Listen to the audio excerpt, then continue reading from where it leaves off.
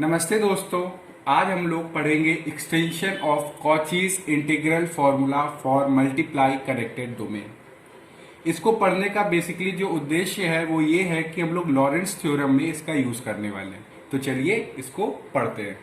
तो देखिए क्या कह रहा है ये कि अगर कोई फंक्शन एनालिटिक है किसी भी रीजन दो दो कर्व्स के द्वारा बाउंडेड है, यानी कि if F Z is analytic in the region bounded by two closed curves C1 and C2, यानी कि दो कर्व्स हैं क्लोज, उनके बीच में जो रीजन आएगा यानी कि जो स्पेस आएगा वहां पे अगर हमारा फंक्शन एनालिटिक है, यानी कि जैसे देखिए क्या चल नहीं रहा क्या,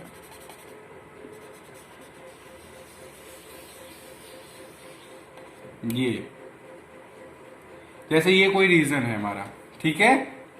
और क्या है C2 हमारा ये आउटर कर्व है, C2 हमारा आउटर कर्व है, ठीक। दूसरा क्लोज्ड कर्व C1 है जो इसके अंदर है, ये C1 इसके अंदर है। और ये सारा रीजन जो है ये वाला,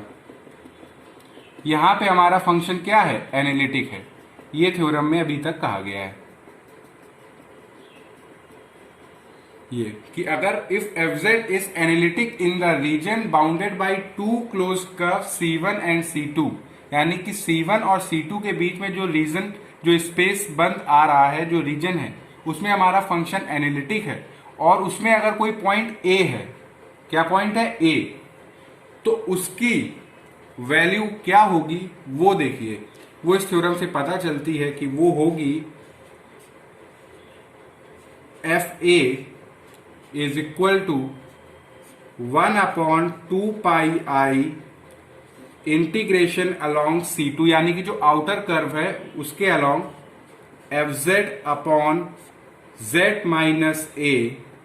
D Z minus 1/2 pi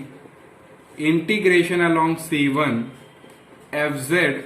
upon Z minus A D Z. यानी कि थ्योरम के हिसाब से अगर कोई फंक्शन किसी रिंग शेप्ड रीजन में आ रहा है, यानी कि कोई पॉइंट है,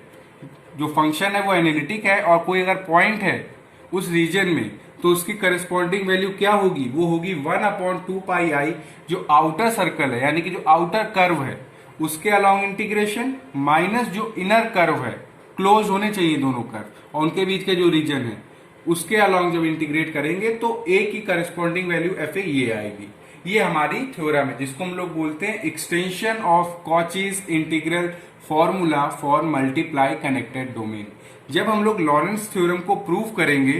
तो ये जो स्टेप है यही हम लोगों का स्टार्टिंग स्टेप बनेगा। तो मैंने सोचा कि आपको इसके बारे में क्लियर कर दूं। इसका प्रूफ बहुत आसान है, तो प्रूफ देख लेते हैं हम लोग पहले शॉर्ट में। प्रूफ, इसके प्रूफ के लिए हम लोग करेंगे क्या, जैसे ये है, इस पॉइंट को हम लोग सेंटर मान के एक सर्कल बनाएंगे, ठीक है, गामा, यानी कि draw a circle gamma with its center at point A lying entirely in the ring shaped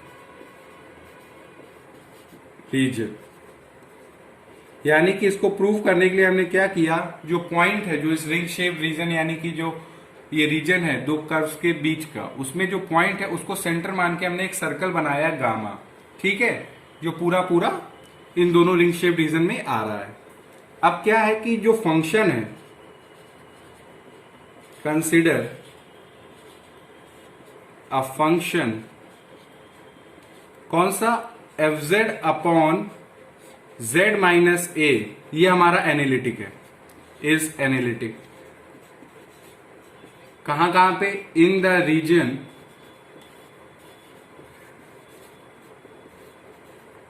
bounded by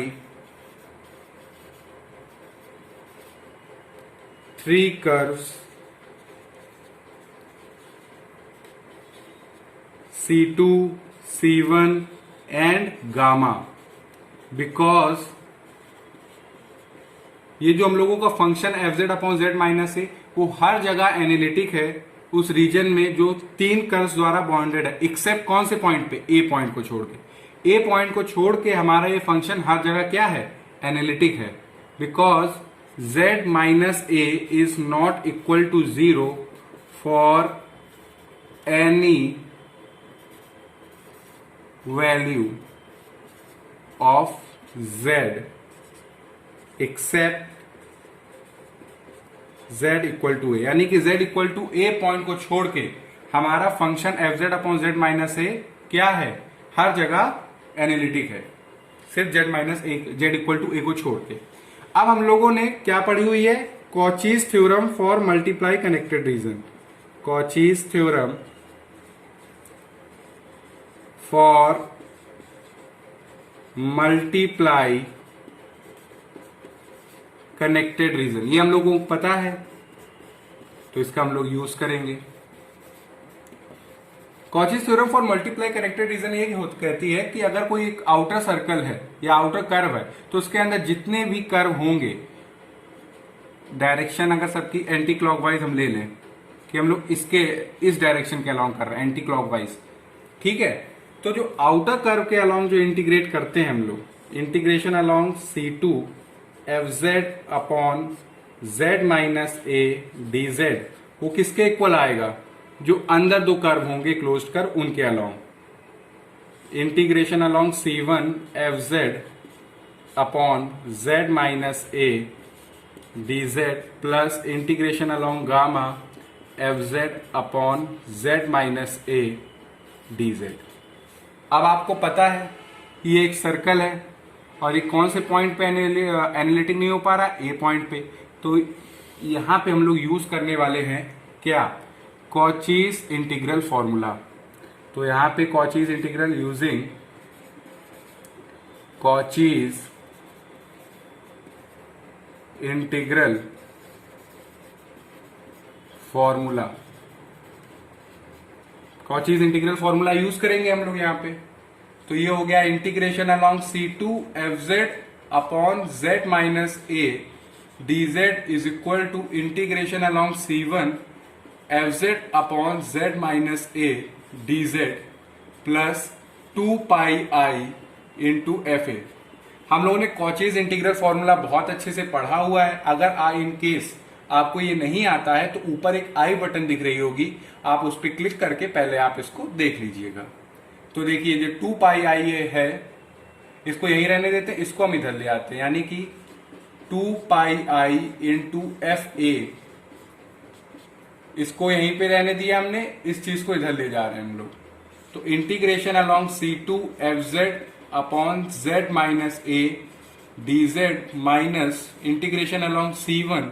F Z upon Z minus A D Z. और ये जो 2 पाई आई है दोनों साइड डिवाइड कर देंगे तो एफ ए क्या आएगा, एफ ए आएगा हमारा 1 upon 2 pi I integration along C2 F Z upon Z minus A D Z minus 1 upon 2 pi I integration along C1 F Z upon Z minus A D Z. और यही रहा हम लोगों का extension of Cauchy's integral formula for multiply connected domain. इसको हम लोगों ने प्रूफ करके भी देखा। बेसिकली इसको पढ़ाने का मेरा जो मेन एम है वो लॉरेंस थ्योरम के लिए था कि लॉरेंस थ्योरम में हम लोग इसका यूज करने वाले हैं, इसलिए हमने आज इसके ऊपर डिस्कस किया। और अब नेक्स्ट वीडियो जो होगा वो लॉरेंस थ्योरम के ही ऊपर होगा, जिसमें हम लोग लॉरेंस थ्योरम का डिटेल्ड प्रूफ देखेंगे। तब तक अगर आपको इसमें कोई डाउट हो तो आप जरूर कमेंट सेक्शन में लिख के बताइएगा। Thank you.